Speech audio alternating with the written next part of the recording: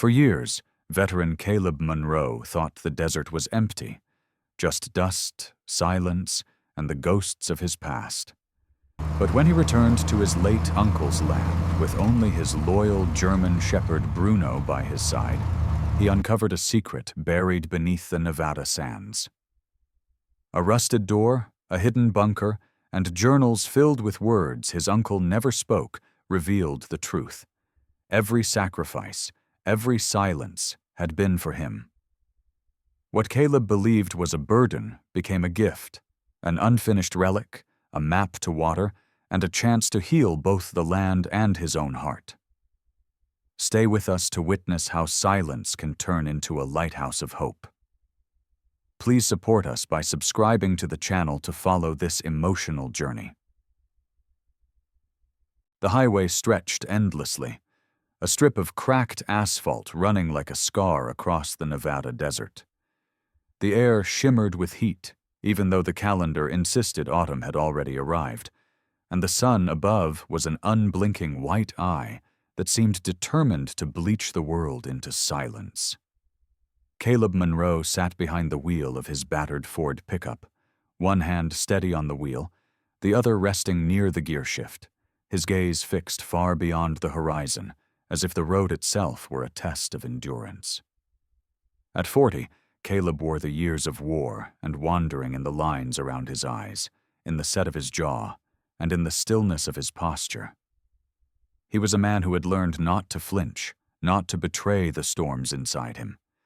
Yet even now, returning to the land of his childhood, he felt something stir uneasily in his chest, something that no uniform, no medal, and no years of service could truly quiet. Beside him lay Bruno, his companion of 9 years, a German shepherd with a thick sable coat that had begun to gray around the muzzle, though his amber eyes were sharp as ever.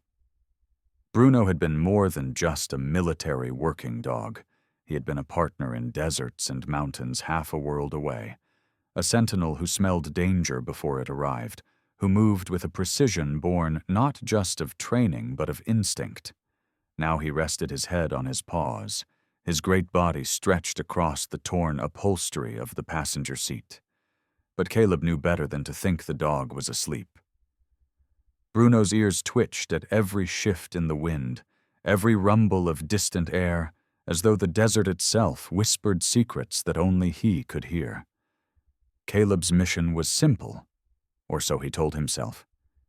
His uncle, the last of the Monroe line still rooted to this barren patch of earth, had died quietly in the summer heat, leaving behind little more than a rusted trailer, a few acres of unyielding sand, and debts that no one cared enough to collect.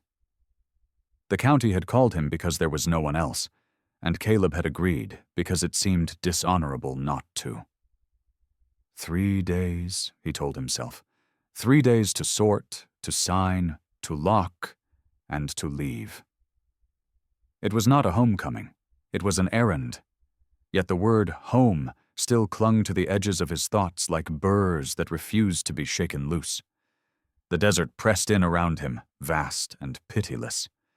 He rolled down the window and the hot wind slapped against his face, carrying with it the scent of sagebrush and dust baked into something sharp and metallic.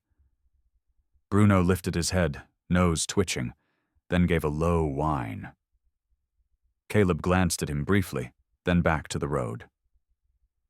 "It's just wind, boy," he muttered, though his voice carried little conviction. In truth, the sound of that wind unsettled him too. It was too steady, too insistent, like a long-forgotten drumbeat rising from the belly of the earth. The miles ticked away, but with each passing marker the weight in his chest grew heavier. Memories, stubborn and uninvited, returned with the landscape. He remembered being a boy riding in his uncle's old truck, the same horizon stretching endlessly ahead, his legs too short to touch the floor, his head buzzing with questions that never found answers. His uncle had been a man of few words, a man who seemed built from stone and sun, and Caleb had learned early that silence could feel heavier than punishment. When he turned 20, He had enlisted in the army not out of patriotism, but out of a desperate need to flee that silence, to find a language of command and purpose that did not leave him guessing. Now, 2 decades later, he was driving back into the very heart of the silence he had run from. The road narrowed into a gravel track that rattled his tires and sent plumes of dust spiraling behind him. Bruno sat up fully now, his body tense, his ears pricked forward. Caleb frowned but said nothing. He had learned long ago that the dog's instincts were rarely wrong, yet he refused to indulge the unease gnawing at him. He gripped the wheel tighter, jaw clenching as the first sight of the mobile home came into view. It was smaller than he remembered, crouched against the sun like a beaten animal, its aluminum siding scoured to dull gray, its windows clouded with sand. The yard was nothing but brittle weeds and rusted metal scraps half buried in the dirt. A broken windmill leaned drunkenly near the well, its blades stilled by years of neglect. Caleb killed the engine, and the sudden silence felt like a physical blow. The desert had its own silence, vast and humming, but this was different. This was the silence of abandonment, of lives lived and left behind. Bruno leapt down first, paws sinking slightly into the hot earth. He sniffed the air, then the ground, circling once before fixing his gaze on the far edge of the yard, near an old water tank. A low growl rose in his throat, not of aggression, but of alertness. Caleb frowned. "Knock it off," he said sharply, more to himself than to the dog. He wanted order, predictability. He wanted this place to be exactly what it appeared, empty, forgotten, simple to discard. Yet as he stepped out of the truck and felt the crunch of gravel under his boots, a strange chill slid down his spine, despite the blistering heat. He told himself it was just fatigue, the long drive, the ghosts of memory pressing in. But then Bruno barked once, a sharp sound that cracked the stillness like a gunshot. The dog stood rigid, nose pointed toward the sand, as though something stirred beneath it, something alive and restless. Caleb cursed under his breath and adjusted the strap of his duffel bag. He had not come here for mysteries. He had come here to finish a task. The key was where his uncle had always hidden it, under a chipped cinder block by the steps. He stooped, retrieved it, and unlocked the door with a metallic scrape that echoed louder than it should have. The air inside was stale, heavy with dust, and something older, harder to name. He set his bag down just inside the threshold and let his eyes adjust to the dim light filtering through dirty curtains. Nothing had changed. The same cracked linoleum floors, the same sagging couch, the same faded photograph of his parents on the wall. It was as though time had stood still in this place, waiting for him to return. He stood there a long moment, Bruno pressing against his leg, amber eyes watchful. Caleb's face remained impassive, but inside his chest the silence roared. He had promised himself he would treat this like a mission. 3 days in hostile territory, gather the intelligence, secure the site, exfiltrate. Yet as Bruno padded toward the back door and paused, staring once more toward the yard, Caleb knew that the desert did not forgive simple plans. Out here, secrets had a way of surfacing, just as the wind uncovered old bones from shifting sand. And though he would not admit it aloud, a part of him feared that Bruno was already listening to those bones, already hearing the heartbeat of something buried deep beneath. Caleb closed the door behind him with a decisive click and told himself that it was just a house, just a formality. But the truth pressed on him like the desert heat. He had come home to bury the past, and the past was not ready to stay buried. The mobile home stood like a forgotten relic at the edge of the Nevada desert, its metal siding dulled to the color of ashes, its seams streaked with rust that ran downward like dried blood. The roof sagged in the middle, a bow to time and storms, and the windows had gone opaque with years of sandstorms pressing grit into every crevice. Caleb Monroe stood just inside the doorway, the duffel at his feet, and breathed in the air that had been sealed too long. It smelled of metal and dust, of oil that had seeped into the floorboards decades ago, and of something sourer, the slow rot of neglect. He had smelled places like this overseas, barracks abandoned after fighting, homes looted and left behind, spaces heavy with the weight of absence. Silence, he thought, was not empty. Silence carried weight, carried memories, carried judgment. The living room was barely more than a narrow box. A couch slumped against one wall, its cushions torn open by mice. A coffee table, scarred with cigarette burns, tilted on a bad leg. On the far wall hung a crooked picture frame. A faded photo of Caleb's uncle, shoulders square, eyes hidden under the brim of a hat, standing next to a younger Caleb, who squinted against the sun. The boy in the photo grinned with the full teeth of youth, but the man beside him looked as though he were carved from the same stone as the desert cliffs. Caleb turned away quickly, an old resentment prickling in his chest. He set to work because work was the only antidote he trusted. He pulled down the torn curtains and stuffed them into a trash bag, his movements brisk, methodical, a soldier's discipline turned against the ghosts of domestic life. He opened cabinets, stacked chipped plates, and ran a rag across counters layered with grime. Each object carried echoes, a coffee mug with the words, "Best Angler 1989." A stack of fishing magazines curled at the corners, a pair of boots caked with dust but neatly lined by the door, as if the man who wore them would step into them again any moment. Caleb did not linger. He packed or discarded with the cold efficiency of someone dismantling a memory before it could settle too deep. But no amount of movement could drown out the silence. It filled the house, creaking with the boards, buzzing in the walls.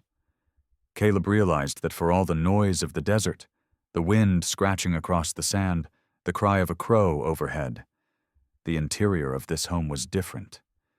It was a silence made of years of unsaid words. He remembered dinners eaten at this very table when he was a boy, the metallic clink of fork against plate louder than any voice. He remembered sneaking glances at his uncle, hoping for a question, a story, even a reprimand. But his uncle had eaten quietly, eyes fixed not on the boy but on the horizon beyond the window. Silence had been his language, and Caleb had hated it more than punishment. That silence had driven him away, and now here it was again, waiting for him like an old enemy. Outside, Bruno moved restlessly. Caleb could hear the faint scrape of paws against the yard, the occasional low woof as the dog traced invisible lines.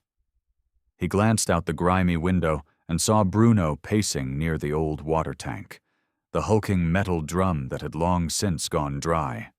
The dog paused, sniffed, and then pressed his nose to the ground, marking the same patch of dirt again and again with deliberate precision. Caleb frowned. "Bruno," he called, voice low but edged with command. The dog lifted his head, ears pricked, and for a moment their eyes locked across the distance. Bruno's gaze was intent, almost questioning, but when Caleb gestured sharply, the shepherd trotted back to the porch, tail low but not submissive. Caleb stepped outside, letting the screen door groan shut behind him. The afternoon sun had begun to tilt westward, turning the metal sides of the mobile home into sheets of fire. Heat rolled off the sand in waves. Bruno sat by the steps, panting lightly, but his body remained angled toward the tank. Caleb followed his gaze. The water tank stood like a rusted sentinel, flanked by brittle weeds that crackled under the faint breeze. He remembered playing there as a boy, climbing its sides, daring gravity. His uncle had caught him once and yanked him down, saying nothing, just pointing to the ground with a look that froze Caleb in place. The boy had wanted words, even harsh ones, but got only a gesture. That silence had been worse than any shouting could have been. He walked toward the tank now, boots crunching, dust swirling up around him. Bruno followed closely, ears forward, nose twitching. When they reached the base, Caleb crouched and touched the side of the tank. The metal was hot to the skin, blistered with rust. The ground smelled faintly of oil, though there was no sign of a leak. He shook his head. "Just memories, Bruno," he muttered, though he wasn't sure if he meant the smell or the feeling. The dog sniffed the dirt, then scratched lightly with one paw, releasing a puff of sand. Caleb pulled him back. "Leave it. We've got enough to deal with." But as they turned away, Bruno cast one more look over his shoulder, his ears tilting back as though listening to something Caleb could not hear. Back inside, Caleb resumed his methodical work. He filled boxes with books, most of them about engines and weather patterns, none of them novels or poetry.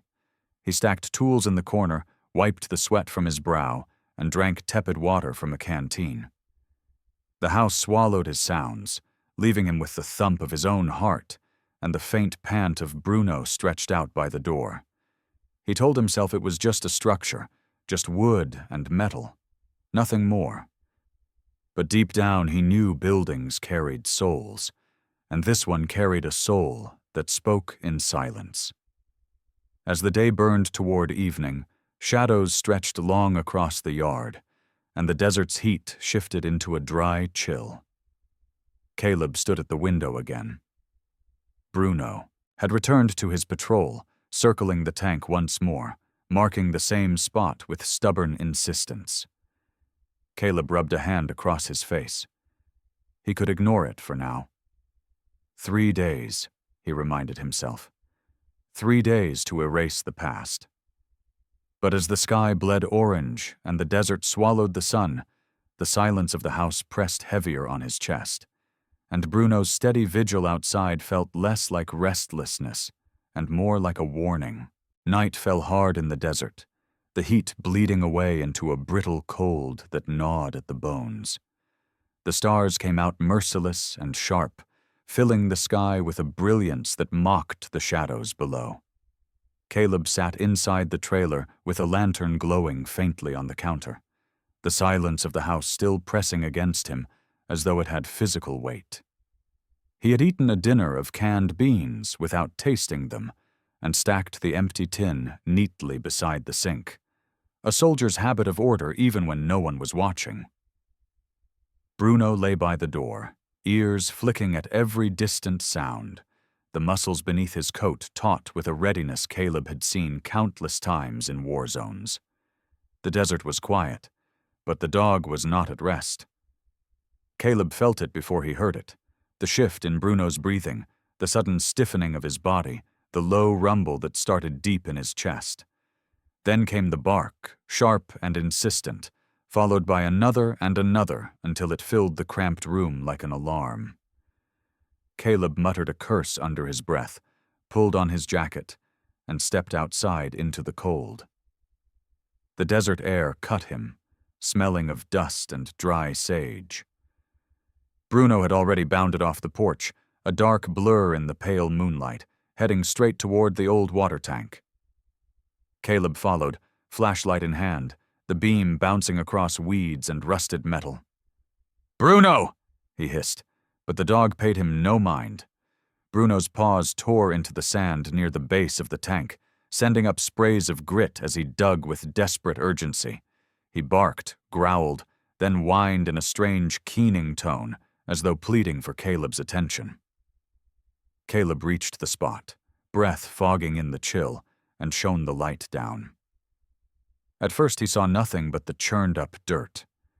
Then the beam caught on something that should not have been there, a flat plane of corroded iron, its edges buried beneath the sand. He froze. For a long moment the only sound was Bruno's breathing and the restless whine that rose and fell like a question. Caleb crouched, ran his hand over the exposed metal, and felt the unmistakable chill of iron even in the desert night. His fingers traced a seam, welded shut long ago, the edges scarred and uneven.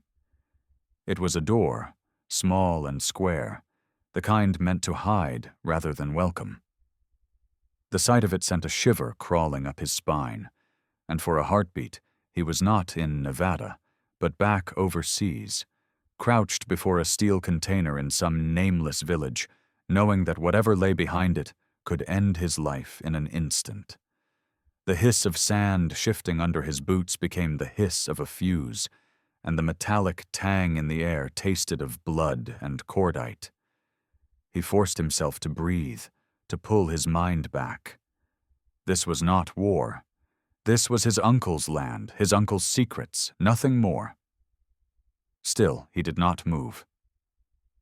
Bruno pawed the ground again, nails clicking against the iron, and gave a bark that echoed too loudly in the vast night. Caleb snapped. "Quiet!" The dog stilled, but his eyes never left the door. Caleb shone the flashlight closer, studying the weld marks. Whoever had sealed it had done so with determination, layer upon layer of crude molten metal, as though afraid that what lay inside might crawl back out. The thought lodged itself in Caleb's mind, unwelcome but impossible to dismiss. Why would his uncle, a man of silence and stoic routines, go to such lengths to hide something beneath the sand? Caleb stood, brushing grit from his knees, and stepped back. His instinct was to leave it alone, to cover it with sand again and pretend he had never seen it. He had come here for a simple task, not for riddles left behind by a man he barely understood in life. But his training betrayed him. Soldiers were taught to notice anomalies, to press when something did not fit the pattern. The door was an anomaly, glaring and undeniable. His heart thudded in his chest with a slow, deliberate heaviness. He swung the flashlight beam across the yard, half expecting to see figures watching from the horizon, but there was only the endless desert, the tank casting a long shadow across the sand. Bruno pressed against his leg, trembling faintly, his ears cocked forward. Caleb crouched again, listening. The metal groaned softly as it cooled in the night air, a sound like breath held too long. He tapped it with the butt of the flashlight, and the hollow echo rang out sharp and wrong, not the dense thud of solid ground. There was space beneath. A memory uncoiled in him, vivid as flame, crouching in a bunker in Kandahar, hearing the hollow knock that meant a hidden cache, feeling the hairs on his arms rise before the blast that nearly took his squad. He swallowed hard, tasting sand and bile. This was different, he told himself. This was not enemy territory. This was family land. But the body does not listen to reason when it remembers fear. He rose too quickly, wiped a hand across his face, and muttered, "Not tonight." He turned, forcing his feet back toward the trailer, but Bruno did not follow. The shepherd stood guard over the door, his posture rigid, eyes gleaming in the flashlight's edge like molten amber.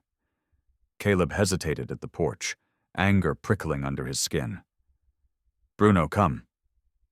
The dog did not move. Caleb tightened his jaw, walked back, and clipped a hand firmly under the dog's collar. "Enough," he said. Bruno resisted for half a heartbeat, then allowed himself to be led, though his head twisted back, gaze locked on the hidden iron square as though it were calling to him. Caleb shut the trailer door behind them with more force than necessary, the sound reverberating through the hollow rooms. He extinguished the lantern and lay on the narrow cot. But sleep came slow and shallow. Every creak of the trailer sounded like metal straining. Every breath of wind sounded like sand shifting over secrets. Bruno lay on the floor beside him, but even in the dark, Caleb could sense the dog's ears pricked, his body taut, his attention fixed not on intruders outside, but on what lay beneath their very feet. Hours passed, and the desert cooled further. the silence deepening until it seemed the world had been reduced to the thrum of Caleb's pulse. His eyes opened again and again, dragged toward the window, toward the tank outside, half buried in the moonlight.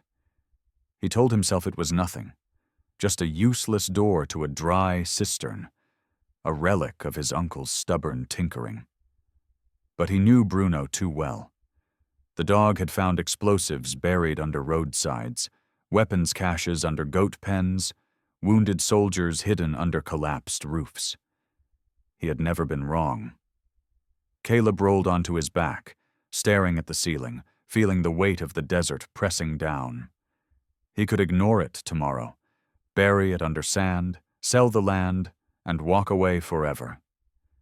But even as exhaustion pulled him under, he knew the truth. He had already knocked. He had already heard the hollow echo, and that sound would not let him rest.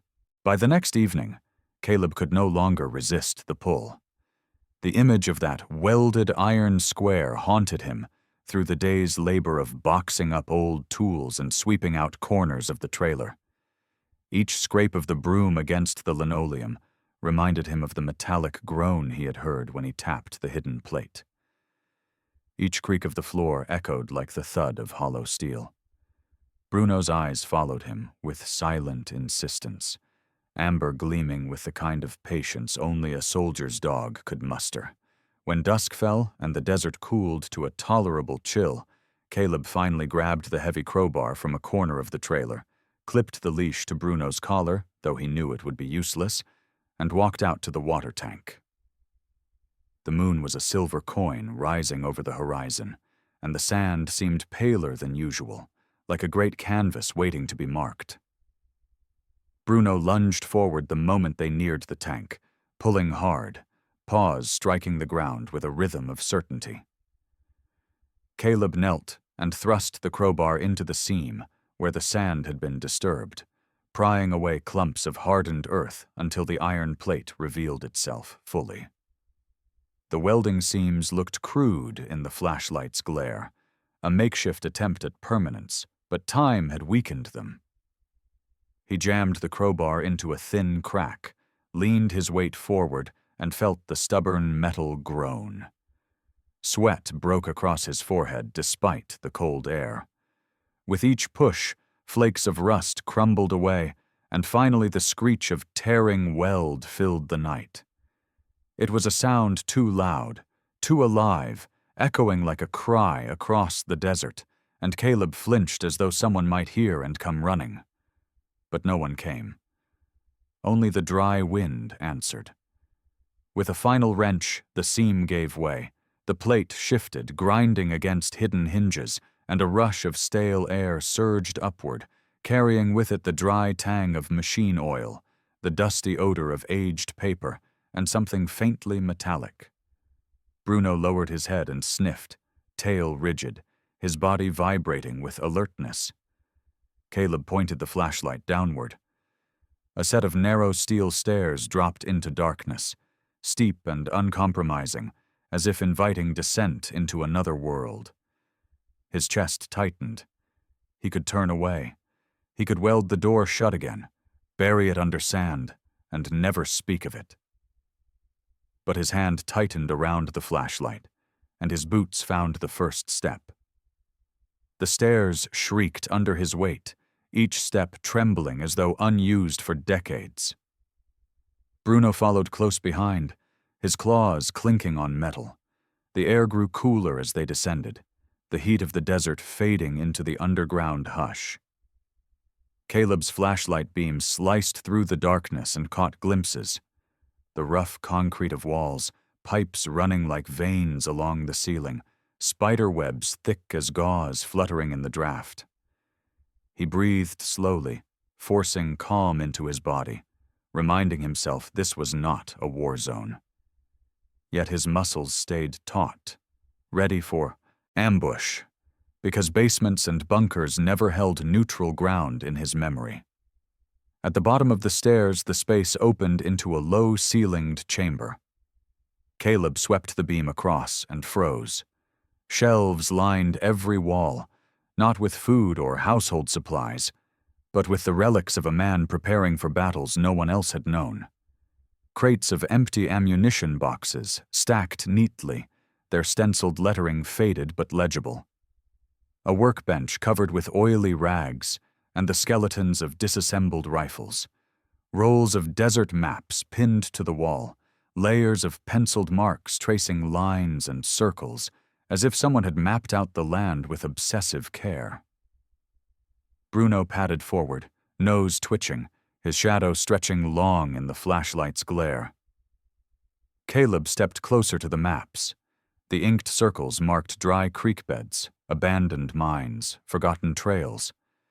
His uncle had charted the desert like a general mapping enemy terrain. Caleb touched one yellowed page. The paper was brittle, the pencil lines pressed so hard they nearly cut through. He remembered his uncle's silence, the way he had stared out windows as though seeing something invisible. Was this what he had been staring at? Patterns only he understood? An enemy only he believed was coming? A bare bulb hung from the ceiling, connected to a wire that ran into the wall. Caleb reached and tugged a switch. To his surprise, the bulb flickered, then glowed, casting a jaundiced light across the chamber. The place came alive. He saw more now, a stack of military manuals with dog-eared pages, a row of canteens, tins of long-expired rations. Against one wall stood a locker painted army green, its surface dented with years of use. He opened it cautiously, half expecting a trap, but found only rows of neatly folded clothing. Jackets, work shirts, trousers, all smelling faintly of mothballs and engine oil. Bruno moved ahead into another alcove, whining softly. Caleb followed and found another set of shelves filled with notebooks, their spines cracked and covers smeared with fingerprints. He picked one at random, opened it, and found dense handwriting, inventory lists, mechanical diagrams, notes about weather cycles. He flipped a few pages further and read, "Tested pump design again today. Too much resistance in the intake valve. Must find stronger material. Desert water runs deep, but it is there." Caleb frowned. Pump design? His uncle had been searching for water in this dead land, sketching machines, planning something greater than survival. The deeper he looked, the more the room transformed from a bunker of paranoia into a workshop of obsession. Tools hung from hooks in careful order. Wrenches, saws, calipers, chisels. Wooden templates lay on a bench beside brass fittings, as though some project had been abandoned mid-step. On a stool sat a cracked mug, the dregs of coffee long turned to dust, frozen in time. Caleb felt like an intruder in a sanctuary. The silence here was not the silence of neglect. It was the silence of purpose, as if the air itself remembered the man who had once worked tirelessly in this space. Bruno barked once, sharply, drawing Caleb's attention to a corner. The dog's tail was stiff, his body quivering with intensity. Caleb raised the flashlight. There, half hidden behind a canvas tarp, stood a heavy steel cabinet bolted into the wall. He approached slowly, pulled aside the tarp, and revealed doors with a rusted padlock. He tested it. The lock crumbled under his grip, years of corrosion defeating whatever strength it once had.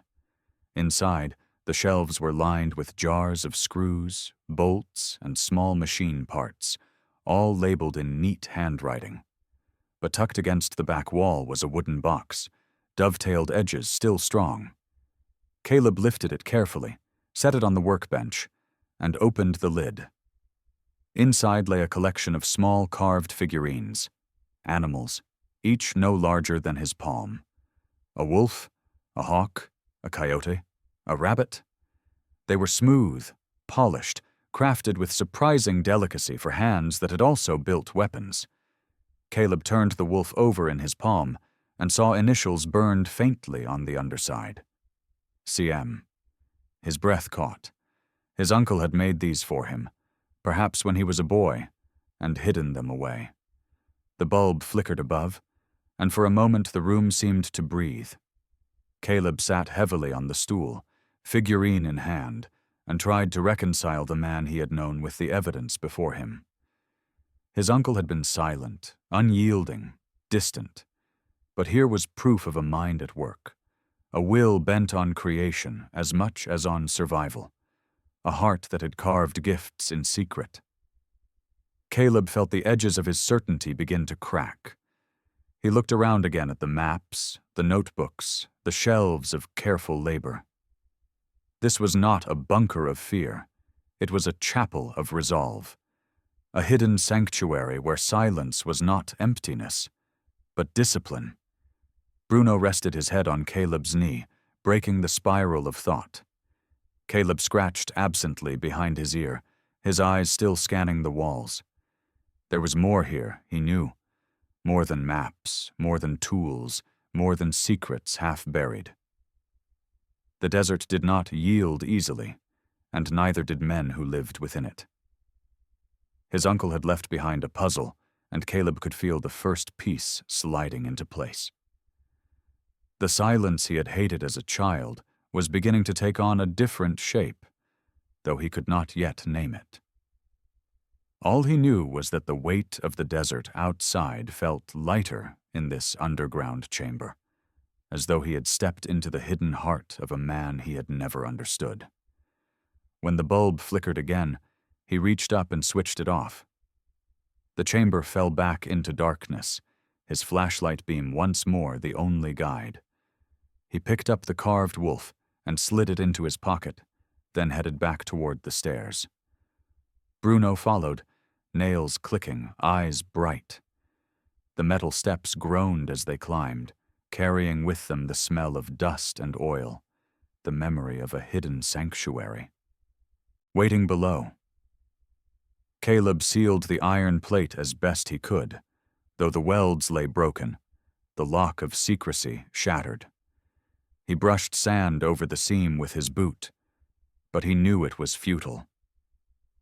The desert might hide many things, but once a door had been opened, its silence could never be restored.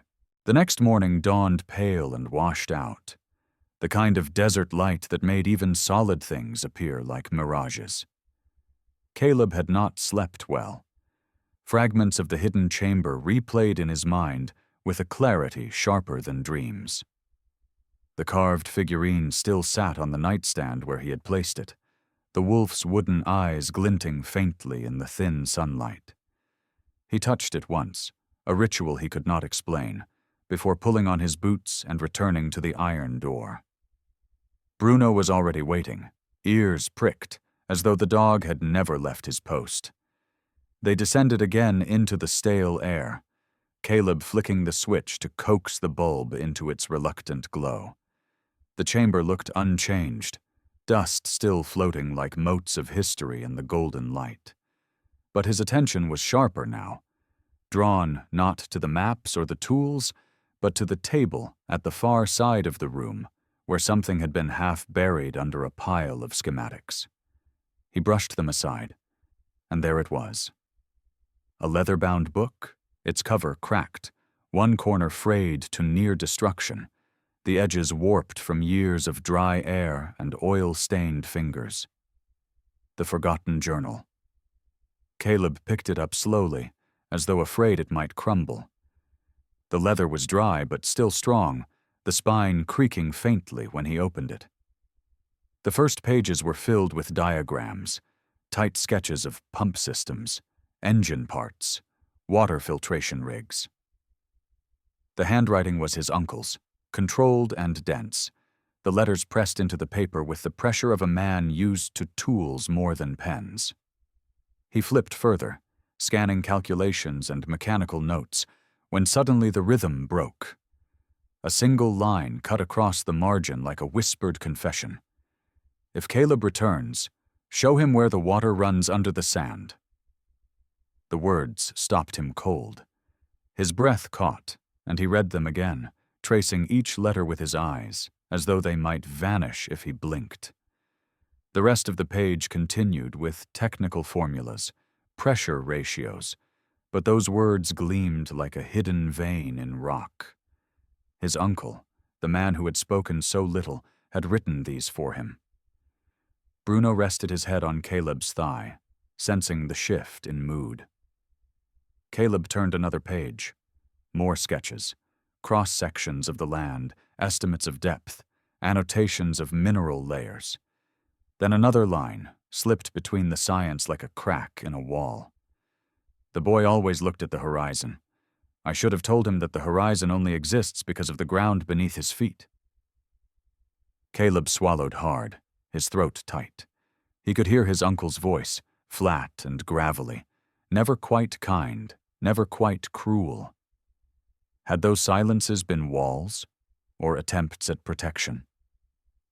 He turned page after page, the journal opening like a conversation long withheld. March entries listed experiments with diesel engines, notes on efficiency. But then came a short, raw sentence. Caleb is gone. The house is too quiet. I build machines because they answer, me in a language I understand. Caleb pressed his palm against the page, his eyes burning. He had believed his uncle indifferent, even cold. Yet here was loneliness spelled out in black ink, hidden in a journal no one was ever meant to read. He flipped further. July entries described a summer storm, the roof leaking, the desert turned briefly into a shallow sea. Then, written between calculations for water flow. If he ever comes back, I must show him the well I never finished. There is life under this sand, more than emptiness. He must not repeat my mistake of leaving it unclaimed. Caleb leaned back in the chair, staring at the ceiling. His uncle had built all this not just for himself, but for him, perhaps waiting all these years for a return that never came. Bruno shifted, padded across the chamber, and nosed at another pile of papers. Caleb followed, pushing them aside to reveal more notebooks, lined pads filled with lists, sketches, observations. But the leather-bound journal was different. It held not just the work, but the man. He read on. October 14th, 2003. Tried again with the valve design. Still fails at pressure. Sand fouls everything. Caleb would have laughed at my stubbornness. He has his mother's smile, though he never knew it. I should tell him that someday. Caleb shut his eyes briefly. He remembered his mother only in fragments. A hand brushing his hair, the smell of lavender soap, the sound of laughter in a kitchen long gone. To see her invoked here, in his uncle's hand, was like a door opening in his chest. He read on. The entries wove between technical and personal, like two threads twisted together. Calculations about angles of pipework, then. He looked so small the day he left. I did not say the right thing. Silence is a poor gift for a boy on the road to war. Caleb's hands shook slightly as he turned the page. The words cut deep because they were true. He had carried that silence like a wound, never knowing it had festered in both of them. Later pages grew darker, the ink heavier, the lines more cramped. Engines fail, bones fail, I am failing. But if Caleb returns, the desert will give him what I could not. Water, a future, forgiveness. The sentence lingered on the page like a benediction and a curse. Caleb set the journal down and rubbed at his face, his calloused hand rough against the stubble on his jaw. He was not ready for this, yet he could not stop. He picked it up again, flipping to the final pages. There, written with a hand that faltered but did not break, was an entry that made his breath hitch. I welded the door because I was afraid, not of what was inside, but that he would never open it, that he would never want to. If Caleb reads this, then I was wrong. Then I was heard. The silence of the chamber pressed in heavier than ever, but it was no longer oppressive. It was the silence of a man who had tried to speak in the only way he knew, through machines, through maps, through a journal buried under dust. Caleb looked around at the shelves, the notebooks, the careful order of tools, and for the first time he saw not paranoia or obsession, but love translated into work. Bruno sat patiently beside him, tail sweeping once across the floor. Caleb reached down, resting a hand on the dog's head. "He was talking to me all along," he whispered, voice ragged. Bruno's ears twitched, eyes solemn, as though he too understood the weight of the discovery. Caleb closed the journal gently, pressing it to his chest. His uncle had been silent in life, but here in this underground sanctuary he had finally spoken, and the words had found their mark.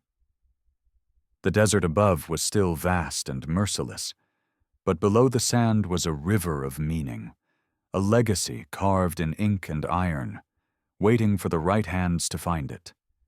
When Caleb stood, the journal still in his grip, he felt heavier and lighter all at once. He had not come seeking inheritance or revelation, but both had found him. His uncle's silence was no longer a barrier. It was a bridge.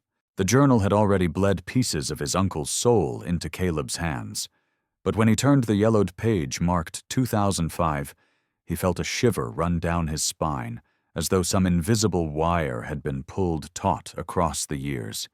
The date written at the top matched one burned into his own memory, the year he signed enlistment papers with a pen that had felt heavier than a rifle.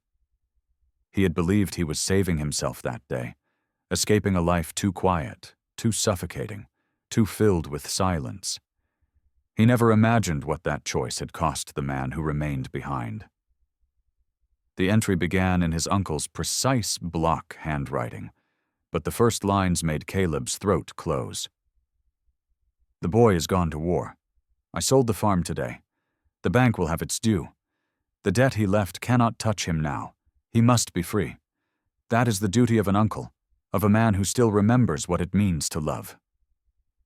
Caleb read it twice, unable to breathe. The words blurred as though the ink itself refused to stay still under his gaze. He lowered the journal, pressed his palm over his mouth, and rocked forward on the stool. His chest felt like it was caving in. The farm, the family's land that had seemed eternal, rooted into the very desert with stubborn pride, gone, sold quietly in order to cover debts that Caleb, in his recklessness, had incurred. He had always told himself the place had withered under drought and neglect, that his uncle had simply abandoned it because that was what bitter men did. But here was the truth, written in lines that cut deeper than any reprimand could. Sacrifice, not condemnation. Silence, not accusation. Love, disguised as burden. His vision swam, and he lowered the book, his hands trembling so badly the leather rattled against the wooden surface. He buried his face in his palms, elbows on the workbench, and for the first time in years allowed his body to fold. The soldier's rigid spine bent. His breath came in ragged heaves that sounded almost like the desert wind tearing through rusted tin. Bruno whined softly, a sound not of alarm but of empathy, and pressed his muzzle against Caleb's hand. The dog's breath was warm, steady, a living tether to the present. Caleb let his fingers slip into the thick fur, clinging as though Bruno were the only solid thing in a world dissolving into guilt and revelation. The shepherd's heartbeat thudded faintly under his palm, a rhythm that pulled him back from the edge of drowning. He dragged his hands down his face, blinked into the dim golden light, and forced himself to read again. The next lines were simpler, but they pierced deeper. He will not know what this cost. That is good. A soldier must march without the weight of old men's failures tied to his pack. Better he hate me than carry what should be mine. Caleb leaned back, staring at the ceiling as though the concrete could offer answers. His uncle had chosen to let him believe in disappointment, in coldness, rather than reveal the truth of sacrifice. It had been easier to bear Caleb's contempt than to risk breaking the boy's stride with gratitude. The logic was twisted, noble, cruel in its silence. Caleb's jaw clenched until his teeth ached. The journal continued with notes about the sale, inventory of tools, the transfer of equipment, the dismantling of barns, and then, nestled between those cold transactions, another raw confession. The night he left, I turned the porch light on. I told myself it was for safety, but I kept it on every night that first year, just in case he found his way back. Caleb's breath hitched. He could see it now, memory uncoiling like film he hadn't known existed. That house glowing faintly on the bluff whenever he pictured it from far away. He thought it had been a trick of his imagination, some sentimental fabrication. But no, it had been his uncle, silently waiting, night after night, his vigil burning through the darkness. He slammed the book shut suddenly, the sound cracking through the chamber like a gunshot. He couldn't look anymore. His eyes burned, and his chest felt flayed open. He stood, pushing the stool back so hard it skidded against the floor and stumbled to the far wall. His hands pressed against cold concrete, his forehead bowed against it as if he were bracing against mortar fire. For years he had carried anger like armor. Now he had nothing left but guilt, sharp and relentless. Bruno padded over, nails clicking softly, and leaned his full weight against Caleb's leg. Caleb dropped one hand down, gripping the dog's collar, feeling the solid muscle, the loyalty that had never wavered. "I didn't know," he whispered hoarsely, the words breaking in his throat. "God, I didn't know." His knees nearly buckled, but Bruno braced him, holding him steady. The silence pressed in again, but it was not empty. It was heavy with presence, as if his uncle's spirit had filled the room through ink and sacrifice. Caleb lifted his head, eyes raw, and forced himself back to the bench. He opened the journal again with shaking fingers. He could not stop now.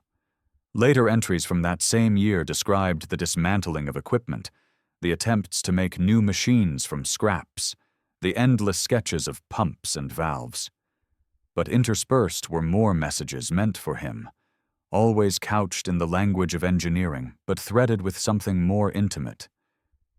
Freedom is not free. It is bought in silence, in choices unspoken. If Caleb finds this, he must know. The desert does not forgive waste. Water is survival. Debt is water drawn from the wrong well. Caleb sat back down, staring at those words. He realized his uncle had not just been trying to pay off his mistakes. He had been trying to teach him, even in absence, about responsibility, about the hidden costs of freedom. Lessons written not in lectures but in sacrifices. The soldier in him wanted to reject it, to cling to anger because anger was simple, but the man, the nephew, the orphan of silence, could no longer deny what was before him. His uncle had carved love into action, concealed behind a mask of quiet. Caleb had been too blind, too wounded to see it. His chest heaved once, twice, and then he exhaled, long and shuddering. He closed the journal gently, not with the violence of denial this time, but with reverence. He set his hand atop it, palm flat, as though making a vow. Bruno shifted beside him, lying down with his chin on Caleb's boot, eyes soft and watchful. The dog had carried him through firefights, through the desolate nights of deployment, through the hollow aftermath of war. Now he carried him through this, the unraveling of a family's silence. Caleb whispered to the empty room, "You should have told me." The words echoed off the shelves, thin but aching. Then, softer, as though conceding defeat. "I should have asked." He sat there for what felt like hours, the weight of the journal grounding him, the dog's breathing steady at his side. Above them, the desert stretched silent and vast, indifferent to human wounds. But down here, in the bunker of a man who had sacrificed everything, Caleb had found the center of his own. The desert was hushed above, but in the hidden chamber beneath the sand, time itself seemed to hold its breath. Caleb's eyes had grown used to the golden flicker of the single bulb overhead, and what had first looked like clutter now appeared as carefully staged evidence of a life lived in silence but purpose. His gaze kept circling the room, following the shelves of notebooks, the maps, the neat jars of screws, until finally it landed on something he had not noticed before. It was pushed against the far wall, covered in a dropcloth of canvas so worn it had nearly blended into the dust. Bruno, restless, padded over, sniffed at it, and gave a short huff. Caleb crossed, lifted the canvas, and froze. Beneath it stood the skeleton of a machine, wooden beams fitted together into the beginnings of a water pump. The structure was sturdy but incomplete, its joints bound by screws and pegs that stopped short of forming a working design. Small gears sat scattered on a tray beside it, their teeth sharp but unused, as though waiting for hands that never returned. Suspended above the frame by a nail was a yellowed sheet of paper. Caleb reached up and pulled it free. The ink was faded but legible, the handwriting his uncle's unmistakable. "This is for him, to restart the land." The words landed heavier than any revelation from the journals. Caleb traced them with a fingertip, the air thick in his lungs. For him. Always for him. His uncle had built the foundations of a machine meant not just for survival, but for restoration. The model pump, half-finished, was a blueprint for something larger, a way to bring water back to the land, to coax life out of the desert's cruel soil. But it was incomplete, suspended in failure, like the relationship between them. Started, never finished, left to rot beneath silence. He crouched and examined the frame more closely. The wood was smooth, cut with a steady hand, every piece labeled with faint pencil marks. But gaps were visible where gears should have been fitted, holes where rods should have locked. The absence screamed louder than the structure itself. Caleb picked up one of the small gears and rolled it between his fingers. It was finely carved, too precise to have been made casually. His uncle had labored over these pieces, poured patience into them, only to leave the work unfinished. The realization struck Caleb with a clarity that stole his breath. This was not abandonment. This was a bequest. A torch passed in silence. The machine was a question waiting for him to answer. He set the gear back down and leaned against the workbench, staring at the model as though it might speak. His mind replayed the words from the journal. The debts paid, the sacrifices made, the silence endured. And now this. A fragile bridge between generations, unfinished yet enduring. Caleb pressed a hand to his face, dragging down hard. He had been trained to dismantle weapons, to repair rifles under fire, to read the patterns of war. He had never been trained to finish a water pump or to heal the fracture of family. Yet here it was before him, asking more than the battlefield ever had. Bruno circled once and lay down at his feet, head resting on his paws, eyes never leaving the pump. Caleb muttered, "You see it too, don't you?" The dog's tail thumped once, slow, deliberate. Caleb crouched again, closer this time, tracing the pencil marks on the beams. They weren't just instructions. They were guidance, breadcrumbs left by a man who had known his time was short. His uncle had trusted that someday, maybe, the boy who ran would return to finish what was started. The thought lodged in Caleb's chest like a thorn. All those years, he had told himself he was unwanted, unloved, forgotten. Yet here was proof in wood and paper that he had been expected all along, that someone had believed he would come back. His breath shook as he lifted the sheet of paper again. On the back, faint lines sketched out a larger system, Pipes running underground, a cistern to hold reserves, channels branching like arteries into the dry soil, and scrawled at the bottom almost an afterthought. "The desert has veins. Find them." Caleb sat on the stool, staring at the unfinished machine, and felt something stir in him that had lain dormant for decades. Duty. Not the cold command of generals, not the rigid orders of the army, but something older, simpler. The duty of blood, of family, of land. He rubbed the heel of his hand across his eyes, pushing back the burn, and whispered, "You left it for me." The silence answered. It was not oppressive now, but patient, as though the walls themselves were waiting. Caleb exhaled and let the weight of the moment settle into him. He understood with a clarity that cut through the fog. His mission was no longer to pack the house, sell the land, and disappear. His mission was to finish what had been started. Bruno rose, came to him, and nudged the gear tray with his nose so that the pieces rattled faintly. Caleb let out a humorless laugh. "Yeah," he said, voice hoarse. "Guess we're in this together." He picked up another gear, turned it over in his hand, and set it gently into place on the wooden frame. It did not fit perfectly. He lacked his uncle's practiced precision, but the motion itself felt like a vow. He leaned back and studied the pump again. It was clumsy in its incompleteness, fragile in its waiting. But it was also alive with intent, humming with the spirit of a man who had tried to give his nephew a future.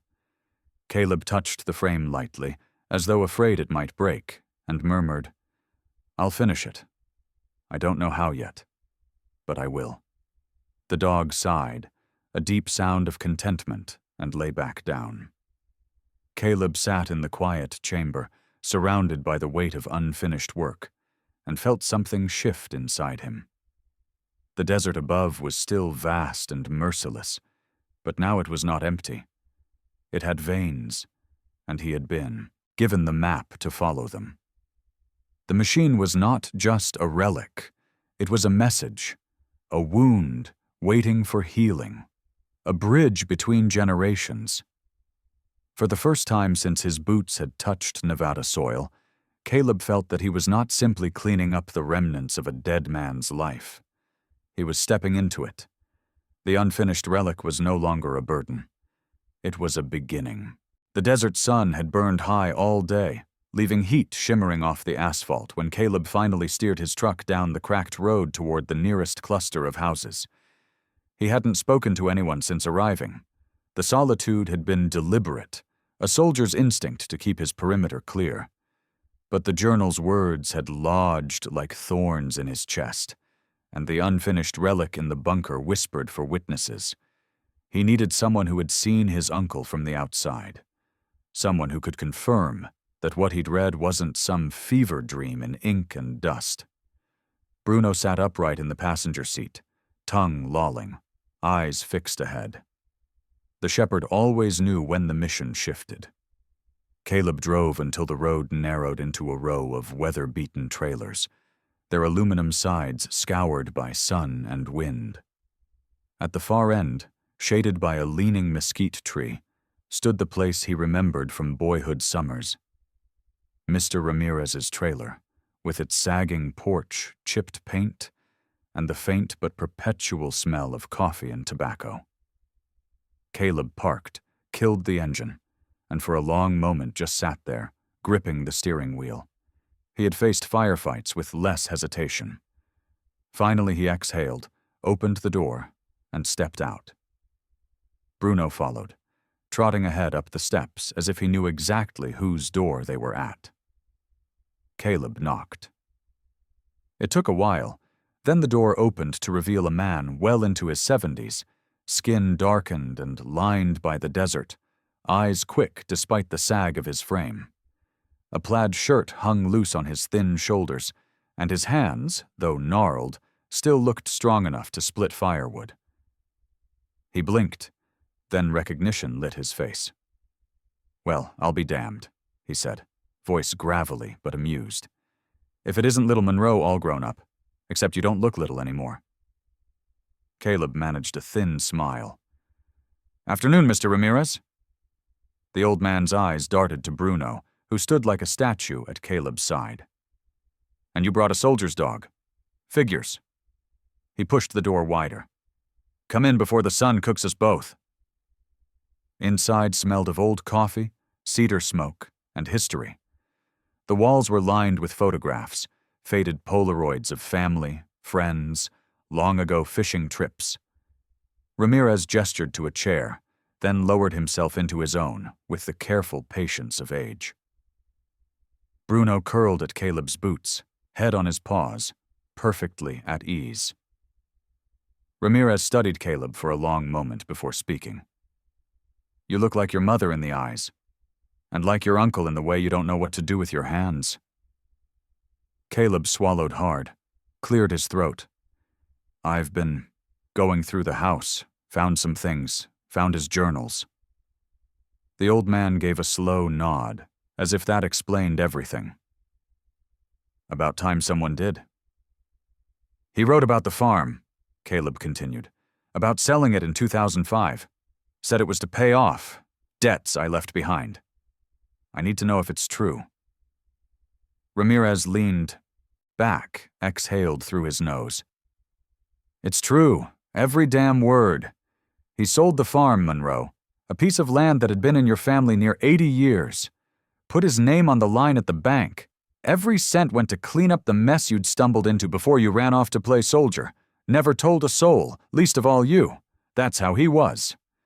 The words hit harder than Caleb expected, even though he had read them in ink already. Hearing them aloud, in another man's voice, made them real in a way the journal alone had not. He looked down at Bruno, who blinked up at him steadily, then back at Ramirez. Why didn't he ever say anything? The old man barked a laugh that was sharp but not cruel. Say anything? Monroe, your uncle was more likely to dig a well in the middle of the Mojave than dig a sentence out of his throat. Stubborn as bedrock, that man. Could fix an engine blindfolded, could draw maps of the desert from memory, but God help him if he had to say the words, I care. You'd have better luck pulling water out of stone. He leaned forward, his eyes softening. But he did care. That's why he stayed. That's why he kept digging. Digging? Caleb asked. Ramirez nodded, lips twitching at a half-smile. Every day near the end, out behind the trailers, down in the washes, anywhere the ground looked like it might give. He was hunting water, Monroe. Said the desert had veins, and one day he'd strike one. I told him he was wasting his strength. He told me a man wastes himself faster doing nothing. He wanted that land ready in case you ever came back. Caleb rubbed his palms against his thighs, fighting the sting in his chest. The journal's scrawled promise, show him where the water runs, now echoed with the weight of Ramirez's words. So it wasn't just some obsession. He believed. Oh, he believed all right, Ramirez said, chuckling dryly. Believed so hard he wore his hands to bone with the shovel. I told him once, Sam, it'd be easier to dig a kind word out of you than a well in this dust. He just grunted and kept digging. But I'll tell you what, boy, he smiled after. First time I'd seen it in months. That was his way of saying you were worth it. Worth the farm. Worth the years. Worth the holes in the ground. Caleb felt something inside him unraveling, a knot he had carried so long it had become part of his posture. He lowered his head, one hand finding Bruno's fur.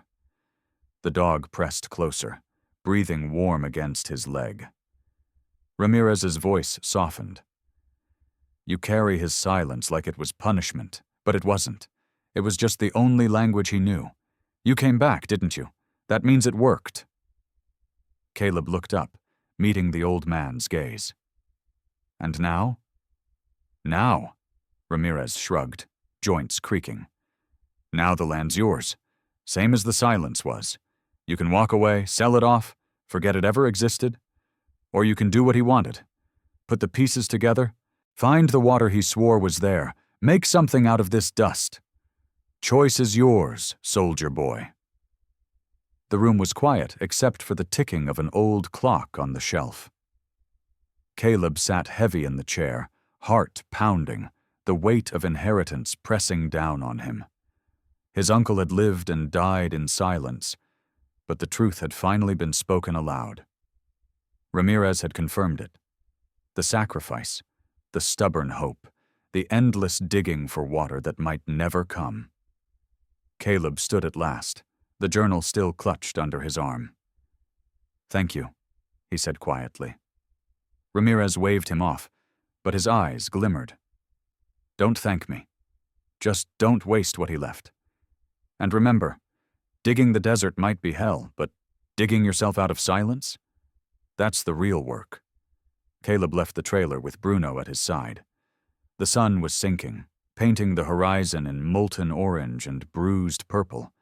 He stood beside his truck, looking out across the endless flats of Nevada, and for the first time saw not emptiness, but possibility. The unfinished pump, the journals, the land. They were all waiting. And so was he. The drive back from Ramirez's trailer was quiet, but inside Caleb's chest something had shifted. The words of the old man, sharp as desert thorns, had left no room for denial. His uncle had lived stubbornly, dug holes in dust and silence, all for him. Caleb had spent years trying to run from that silence, but here it was, wrapping around him like a cloak he could no longer shed. By the time the truck rolled onto the gravel path of the property, he knew what he had to do. He stood in the doorway of the trailer that night, staring out at the mesquite shadows and the broad desert sky lit with stars. For the first time since he'd returned, the house didn't look like a tomb. It looked like a challenge. He whispered to Bruno, who leaned against his leg, "We're not selling, boy. Not now, not ever." The dog's ears flicked, and his tail brushed the floor, as if approving. The next morning, Caleb went down into the hidden chamber again, carrying with him the weight of resolve. The unfinished wooden pump stood waiting under its canvas cover, the relic that had become his uncle's last hope. Caleb pulled the cover away and let his fingers run over the beams and gears. The wood was smooth where it had been worked, rough where it had been abandoned. He found the sheet of instructions still pinned above it, and read again the words his uncle had scrawled. "This is for him, to restart the land." Caleb set his jaw and began. At first it was clumsy. His soldier's hands, more accustomed to loading magazines and breaking down rifles, felt out of place with the delicacy of wooden gears. He fumbled screws, dropped a washer into the dust, cursed under his breath when a beam refused to fit flush. Bruno watched him with patient eyes from a patch of concrete, ears occasionally twitching at the metallic clatter. Caleb stopped once, wiped sweat from his brow, and muttered, "You'd think I'd never built anything in my life." But he kept at it.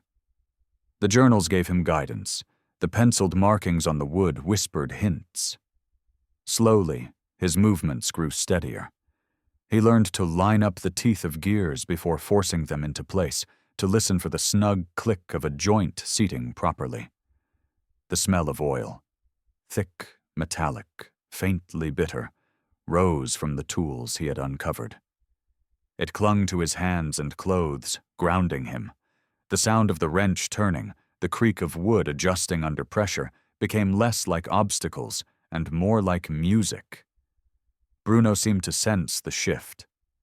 The shepherd stood and padded closer, resting his chin on Caleb's thigh when frustration threatened to stall him, offering silent reassurance. Caleb found himself talking aloud without realizing it. "Not bad, huh? He really thought this thing could bring water back? Guess we'll find out." His voice cracked but steadied again, carried by the rhythm of work. Hours stretched into days. Each morning he rose before the sun, drank bitter coffee, and descended into the bunker with Bruno at his heels. Each evening he emerged coated in sawdust and sweat, his fingers nicked and raw, but with another piece of the puzzle in place. He came to know the sound of his own progress, the scrape of wood smoothed by sandpaper, the satisfying clank of a gear sliding home, the first creak of a lever responding to weight. He began to understand why his uncle had called this chamber his sanctuary. It wasn't just about machines. It was about making order from chaos, building something that could outlast the silence. One afternoon, after tightening the last bolt into place, Caleb stepped back. The pump's skeleton was no longer a relic. It was whole. The wooden frame rose steady and proud, its crank arm polished from repeated handling, its gears meshed into a network of teeth and wheels. He wiped a sleeve across his forehead, heart hammering as though he had just walked off a battlefield. Bruno circled it once, sniffing curiously, then looked at him as if to ask, "Well?" Caleb placed both hands on the crank and began to turn. At first it resisted, stiff from years of disuse, groaning in protest like an old soldier asked to rise again. He leaned harder, and it gave, the gears turning with a reluctant scrape. The sound filled the chamber, harsh but alive. He pumped once, twice, 3 times, sweat breaking across his temples as the machine began to find its rhythm. From the pipe rigged to its base came only a hollow sigh, dust stirring in the chamber. Caleb's heart sank. He tried again, working the crank until his arms burned, but still there was nothing. Frustration boiled up. He slammed a fist against the wood, the thud echoing like a gunshot. Bruno barked once, sharp, snapping him back from the edge. Caleb dropped his head, breathing hard, then crouched to run his fingers along the pipes. They rattled faintly, loose in their fittings. He cursed softly, adjusted them, and tried again. The crank groaned, the gears turned, and this time the hollow sigh deepened into something else, a faint gurgle, almost imagined. He froze, listening. Then slowly, impossibly, came the sound. A thin trickle, water moving where no water should be. A dark line spread along the pipe's seam, dampening the dust. The sound grew clearer, the gurgle sharpening into a soft, steady trickle.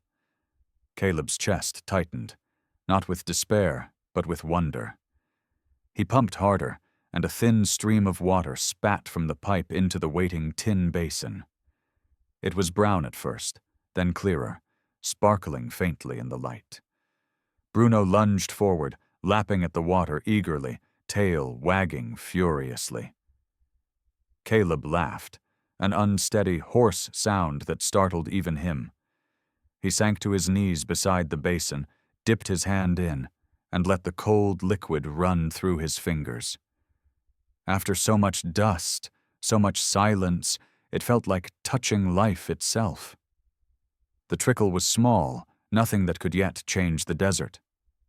But it was real. His uncle had not been chasing ghosts. The land had veins, and he had tapped one.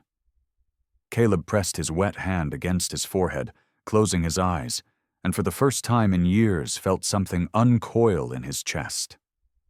The sound of water dripping into the basin filled the chamber, a rhythm softer than gunfire, steadier than boots on gravel, a rhythm of healing. He turned to Bruno, who shook droplets from his muzzle and grinned weakly. "Guess the old man wasn't crazy after all." The dog barked once, sharp and joyful, as though agreeing. Caleb sat there for a long time, just listening to the faint rill of water, the gears clicking with each pump, the smell of oil mixing with the damp air.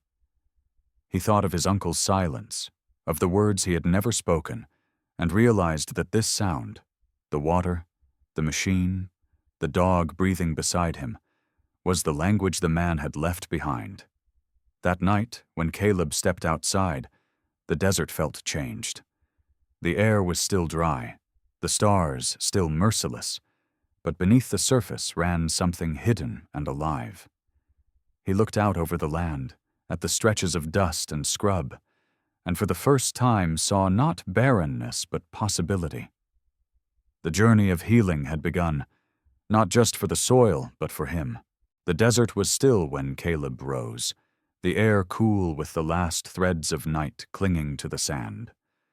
He moved quietly, as though not to wake the silence itself, pulling on his boots and stepping into the chill. Bruno padded beside him, ears forward, tail swishing once in anticipation. Together they walked toward the water tank and the hidden stair that led down to the heart of the earth. The eastern horizon was just beginning to pale, streaked with faint silver and pale pink, the promise of morning breaking. Inside the bunker, the air held its familiar weight of dust and oil, but something in it felt changed, as though it were holding its breath in expectation. The wooden pump stood waiting, proud despite its crude frame, its crank arm gleaming faintly from the touch of his hands. Caleb set his palm on the wood and whispered, "One more time." Bruno circled once, lay down near the basin, and fixed his gaze on the machine like a sentry. Caleb bent to the crank. The gears groaned, metal teeth protesting, then slipped into rhythm. He worked it slowly, carefully, each motion measured, steady as the beat of a drum. At first there was only the hollow wheeze, the sound of air being pulled through dry veins. He clenched his jaw, pumping again, harder, his shoulders strained, muscles burning, and then, soft at first, came the sound he had been waiting for. A gurgle, a sigh from deep within the desert's chest. The pipe trembled, spat once, and then from its mouth fell a bead of water. Just a bead, clear, trembling, fragile as glass. It struck the metal of the basin with a note like a bell. Caleb froze. His breath caught, and he watched as another bead followed, and then another, until a thin thread began to trickle, carving its own song in the silence. Bruno leapt to his feet, tail wagging, ears high.